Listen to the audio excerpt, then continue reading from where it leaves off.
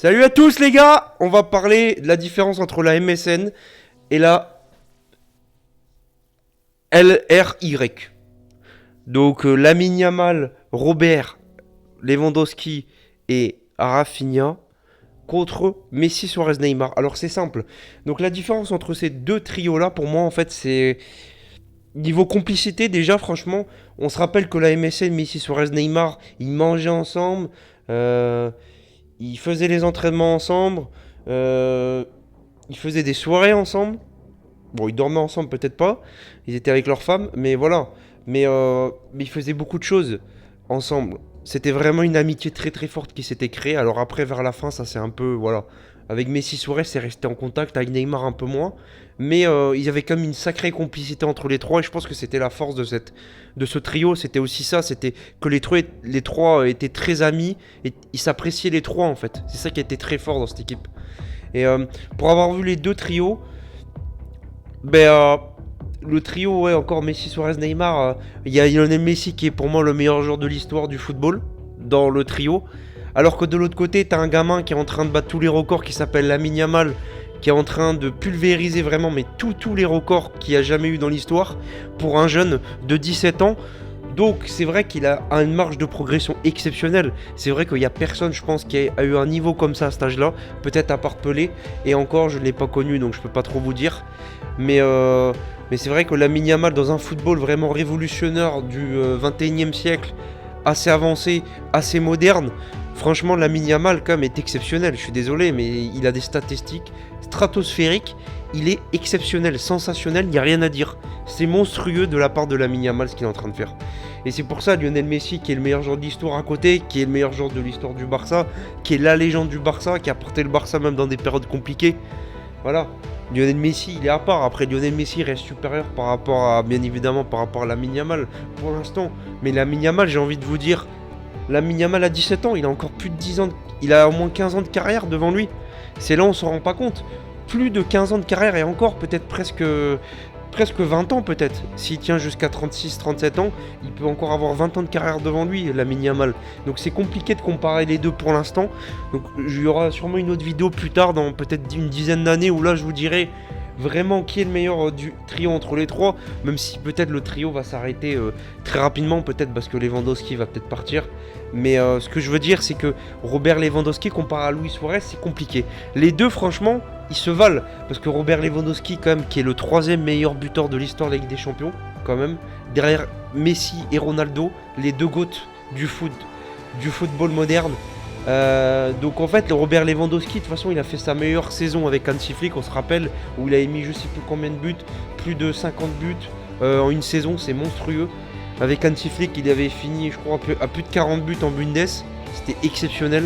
Donc Lewandowski, il a toujours été au niveau, que ce soit à Dortmund, que ce soit au Bayern, et même au Barça cette saison. Il fait une saison exceptionnelle. Alors il y a eu 2 saisons un peu moins bonnes avec le Barça, mais mis à part ça, cette année, il est monstrueux. On retrouve le Robert Lewandowski qu'on a connu les saisons d'avant.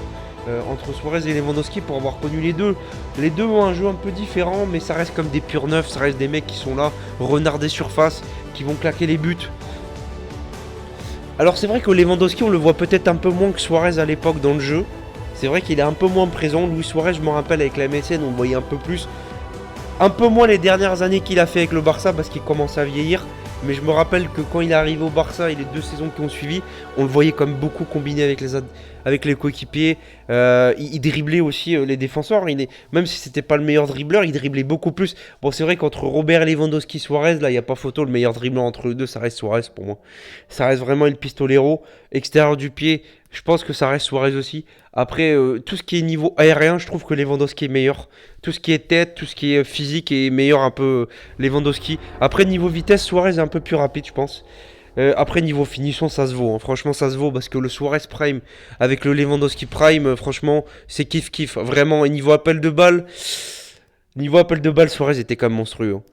En profondeur, je dirais Suarez et en appel de balle, pas profondeur, je dirais Lewandowski. Voilà, pour faire Un kiff-kiff entre les deux. Donc vraiment, pour moi, Suarez-Lewandowski, c'est peut-être du 51 pour Suarez et du 49 pour Lewandowski ou du 50-50, franchement. Honnêtement, les deux se valent. Les deux n'ont jamais eu de ballon d'or, sauf que Lewandowski, la différence, c'est qu'il devait en avoir un. Sauf qu'il y a eu le Covid-19 qui nous a bien emmerdé tout le monde, où on pouvait plus rentrer chez nous. Les seuls qu'on voyait dans la rue, c'était les animaux, qu'on ne voyait jamais d'habitude. Là, tu pouvais voir un loup, tu pouvais voir ce que tu voulais, mon gars, hein. Tu te baladais dans la rue, bon, t'étais... Là, on était retourné à l'époque de la préhistoire. Bon, j'abuse un peu, mais presque. Mais après, sinon... Donc, entre ce duo-là, bah, ça se vaut. Je trouve que des trois, en fait, si on compare avec chacun, c'est le duo qui se vaut le plus, je trouve. Le moins déséquilibré, franchement. Entre les deux, ça se vaut. Après, on verra niveau statistique, mais j'ai regardé les statistiques pour vous dire, la MSN comparée à le trio Lewandowski, Rafinha, Lamine Yamal ont fait mieux. En tout cas, à ce niveau-là de la saison, ils ont fait mieux que la MSN sur leur meilleure saison. Donc, on verra bien. Ils sont à plus de 40 buts. La MSN est à 37, je crois, ou 35. Mais à cette période-là de la saison. Donc, ils ont fait 4 buts de plus que la MSN et passe D. Donc niveau statistique, ils sont meilleurs pour l'instant. Après, j'ai envie de vous dire, les gars, pour moi, je veux bien qu'on compare les statistiques. Est-ce qu'ils vont... Le truc, c'est qu'il reste... La saison est encore longue, il y a le risque de blessure, voilà. Donc, et est-ce qu'ils vont remporter une Ligue des Champions, ce trio-là? Parce que la MSN en a remporté une quand même.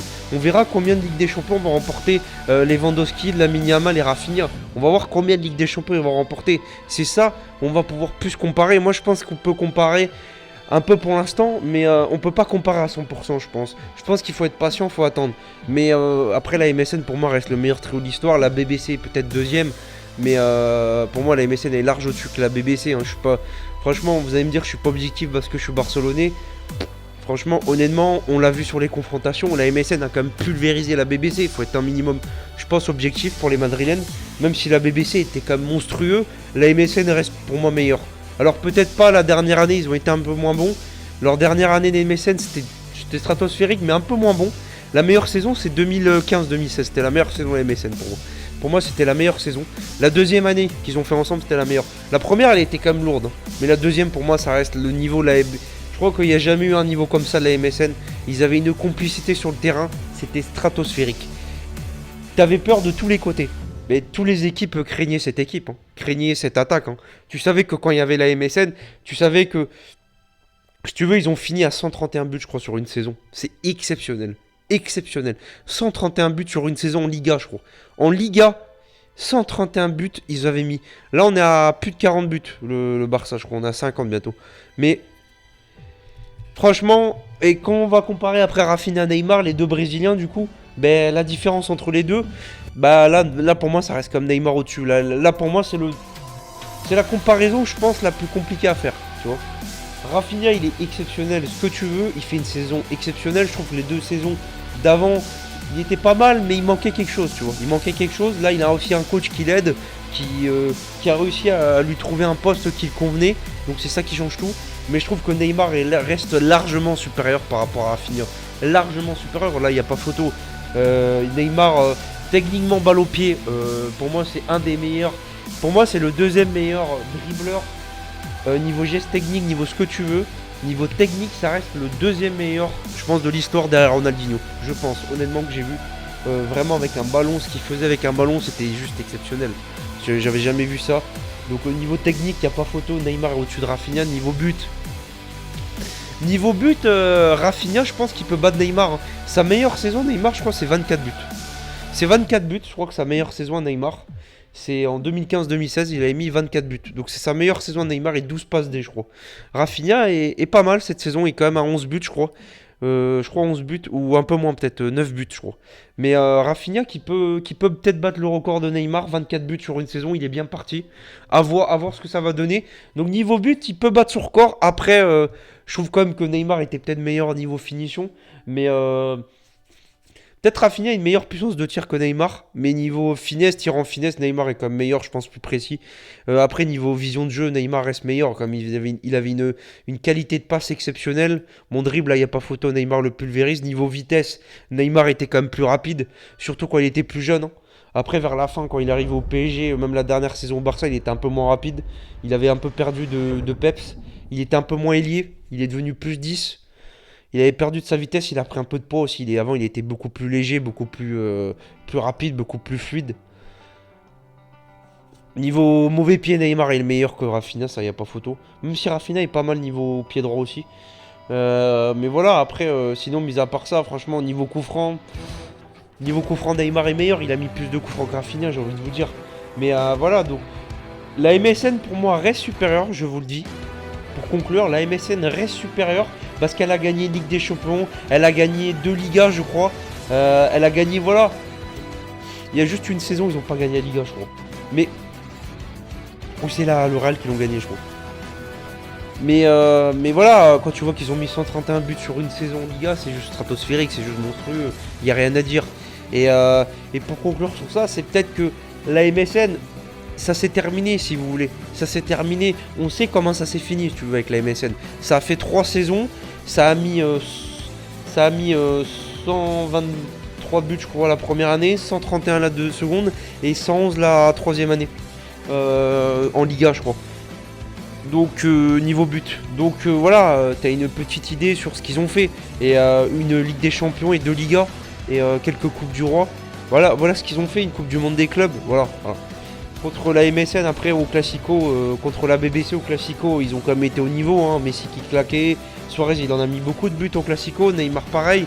Donc au final, quand tu veux conclure, en fait, c'est que Lamine Yamal, Lewandowski, Rafinha, le truc c'est que ce trio-là, il est encore en cours, si tu veux. Alors on l'a connu, c'est la deuxième année pour eux, c'est la deuxième saison. On va dire qu'ils ont commencé un peu la saison dernière à être connus, même si pour moi, clairement, c'est un peu cette saison vraiment qu'ils sont révélés. Où c'est un peu le début, parce que Rafinha avant jouait à la place de Lamine Yamal la saison dernière, si tu veux, entre deux. Même si Rafinha jouait un peu à gauche vers la deuxième partie de saison, pour moi, elle a commencé peut-être en deuxième partie de saison dernière. Donc ça fait que une année même pas qu'elle est là, donc elle est toute récente. Après, il faut savoir si Lewandowski va rester ou va partir la saison prochaine, quand son contrat va se terminer. Est-ce qu'il va refaire 2-3 saisons de plus 2-3 saisons de plus, je serais un peu sceptique. Une année de plus peut-être. Donc c'est pour ça que je me dis que le trio va pas vivre très très longtemps. Donc on comparera peut-être avec le nouveau attaquant qui arrivera avec Lamine Yamal et Rafinha. Mais Lamine Yamal et Rafinha, par contre, je pense qu'ils vont rester pas mal d'années, surtout pour Lamine Yamal, qui sera peut-être la nouvelle icône du Barça, qui sera un futur capitaine, je pense, plus tard. Et j'espère qu'il va faire une même carrière que Messi, qui va marquer l'histoire du Barça, qui va être aimé par les supporters et qui va être très fidèle au club. J'y crois vraiment, même s'il y a toujours le PSG, ces gros enfoirés, Nasser et ces enculés du PSG qui vont mettre le tapis rouge encore une fois et qui vont sortir une clause à 400 millions, 1 milliard d'euros. Ils sont capables de la sortir dans une dizaine d'années. J'ai toujours peur de ça. Mais mis à part ça, je pense que Lamine Yamal va faire de longues années. Il a beaucoup de potentiel. Il a des points faibles, il a des points très forts. Il a plus de points forts, je trouve, que de points faibles. Il a peut-être une meilleure mentalité de Lionel Messi, je trouve, quand même, faut être honnête. Il a une meilleure mentalité, c'est-à-dire qu'il revient beaucoup plus en défense que Lionel Messi revenait. Alors après, peut-être que Lamine Yamal, quand ça sera une star, il prendra la grosse tête et peut-être qu'il va moins se donner sur le terrain, peut-être, j'en sais rien.